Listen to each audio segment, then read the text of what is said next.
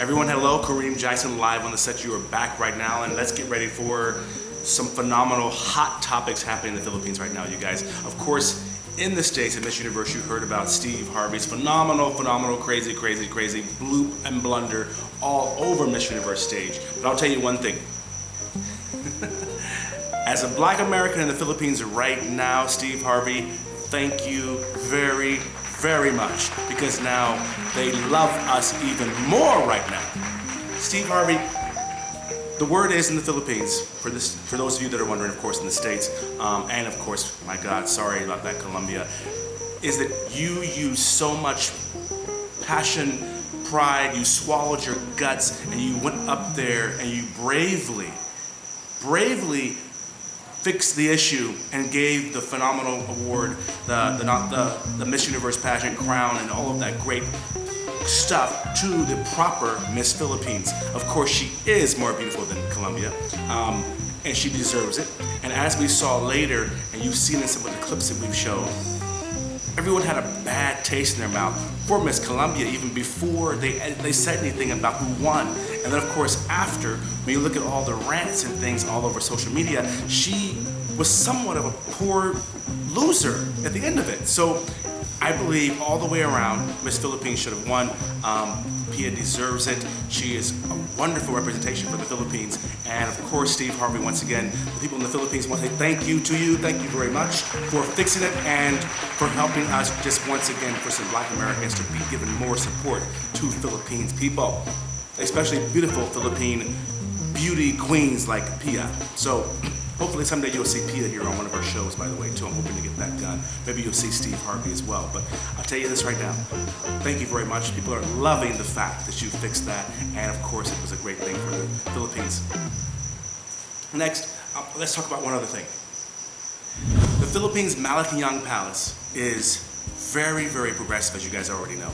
We were in talks the last few days. They're going to have probably a little information that's phenomenal, some hot stuff right now. They're gonna have their first American host ever representing and promoting and pushing the Philippines lifestyle, the Philippines country. So I'm very excited to say that. I want to say a big shout out to Malacanang Palace in the Philippines, and congratulations for being so progressive to have your first foreign host promoting the country in a very aggressive, very loud, and very ambitious way. That is a phenomenal thing. You guys have who out there that understand what I'm talking about. In the Philippines, President Aquino, when he first began his tenure, he urged foreign media, black American media as well, to support the Philippines, to showcase the country in a very more positive, uplifting, and ambitious way, to help him to get rid of the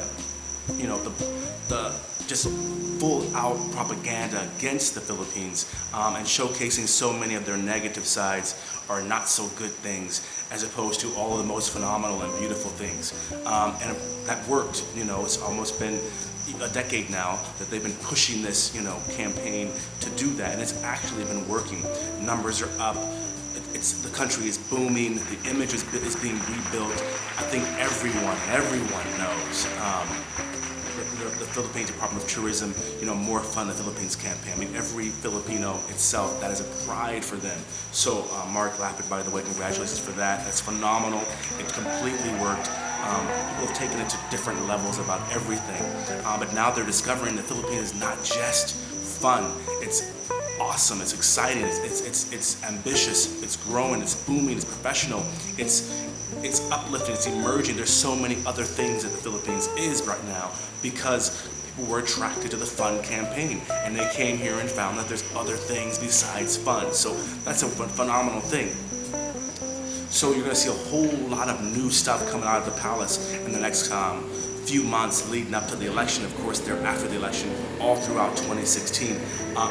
Again, we're live on the set, you guys, but I want to bring one other thing up, is the campaign for Philippines promotion of black American tourism in the Philippines.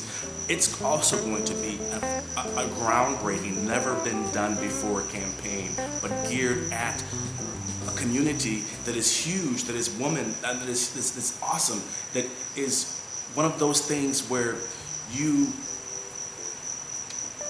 can then go from a place where you're not feeling so welcome, a place where you're not feeling so good, where you're not being treated how you maybe should be, where you're fearful, you're stressed out, and go somewhere for a vacation, for a getaway, and relax and be admired and be loved, and play a little basketball, eat a little fried chicken and some watermelon while you're there, save a little bit of money, and probably be inspired and create something for yourself that you never dreamed possible. Get some ambitious goals done, create some things, write a book, create a not-for-profit, have a seminar, do a speaking series, open a restaurant. I mean, there's many things that folks do here. They have resorts. Foreigners are doing some great things here, and usually it starts with that one trip. So I want to say Malacanang Palace and the Philippines Department of Tourism, that's an awesome thing. The Philippines Mags International is pushing that. So the Black American tourism in the Philippines will be phenomenal. The other thing, the other day I was talking to the folks over at Malacanang Palace, and one of their folks there actually showed me how the statistics that they're doing another campaign for 65 plus women, by the way. And that campaign is showcasing the Philippines, of course, to women, the retirees, of course, or older women, and that list to be on, to be able to take that trip or that tour that they've created for them is actually backlogged. There's a waiting list for that campaign. That's an amazing thing. Another phenomenal tourism, the 65 and over women tourism campaign in the Philippines. The other one that I want to talk to you about is the new educational tourism. The educational tourism in the Philippines is something also very new that the Malacanang Palace is pushing out, where what they're doing is aiming towards Philams in the United States, or of course anyone abroad for that matter, but saying come to the Philippines to your first, second, third year of college because it's cheaper, it's more exciting, it's diverse, it's welcome, it's a very great place for you to be a student in the Philippines, especially if you're an athlete or if you're an academic or if you're getting into the social sciences, IT, things like that. It's great. And then you take your fourth year, go back to California, wherever you're from, you take your fourth year back to the States or back to abroad or whatever it is, and you finish it out there and everything's great. That's a big trend right now in the Philippines right now as well. And that came directly from the folks over at the Palace Communications Office. So I think that's a great thing for you guys to think about as your kids are approaching graduating high school or sophomores in high school. Where are they going to go for college? Where can you afford? And the Philippines, when the dollar rate is 1 to around 45 or so or 50, it's a great choice for you guys to send your students. And a lot of you, if you're a Filipino or a Phil-Am, you might get some roots. You can send your kids, here. They can learn the language and all that great stuff as well. So think about that, you guys. That's a great educational tourism thing that they've got going on. As you all know, or maybe you don't know, I'll tell you, National Geographic listed the Philippines amongst 20 of their top choices for places to go, must-see places for 2016, along with Brazil, New York City, Britain is there, by the way, some great places. But the Philippines is on that list as a place for the National Geographic is sending millions and millions of readers, telling them it's one of the places you gotta go. And on that list, it is one of the most affordable places you can go, compared to, of course, New York City and Britain, by the way. The Philippines is probably one of the most affordable, most convenient choices on the National Geographic 2016 must-see places list. So keep that in mind. You guys, tourism in the Philippines, you can get there for around $800 to $1,500 compared to New York City, of course, compared to Britain. So it's a great place. I believe a lot of people are going to be going to the Philippines based just off that National Geographic's campaign. The next thing I want to mention to you guys is the Minority magazine, of course, ranked it as one of the top places for Black Americans to do business, to travel to, and to live. That's another campaign that's going to be pushing the Philippines and pushing tourism, as those readers from that magazine, who are linked also with the Philippines magazine, those readers and those pushing people also see those numbers. They're going to also be going to the Philippines in mass droves to test that out. So last thing I want to talk about, you guys, is the update for you. I got to update some fun stuff for the Philippines 2016 election. Understand this.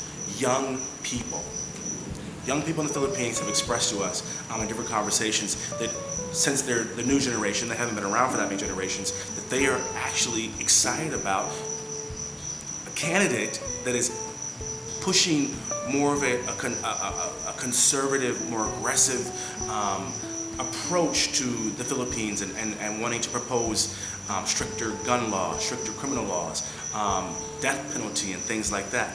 And a lot of the young Filipinos are actually leaning towards that because they really see it as being a situation where the last few years maybe things have been too loose, maybe they've been too,